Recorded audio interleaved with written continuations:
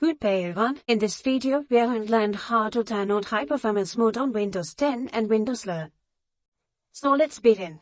First step is to press Window key plus R key and type power CFG, not CPL.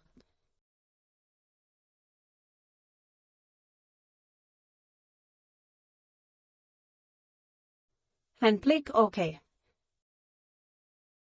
Once this window is open, see whether you can see an option called High Performance or Ultra High Performance on the balance. If you have that option, simply click it, but if you don't have it, click Change Plan Setting. And then, click Change Advanced Power Settings. And from here, select Processor Power Management, and see whether the minimum processor state is at 5%. And the maximum processor state should be 100%. After you do all this, simply restart your computer to see the performance of your computer. This is how you can turn on high performance mode on your computer. I hope this video was helpful. Make sure to subscribe our channel to watch more videos like this.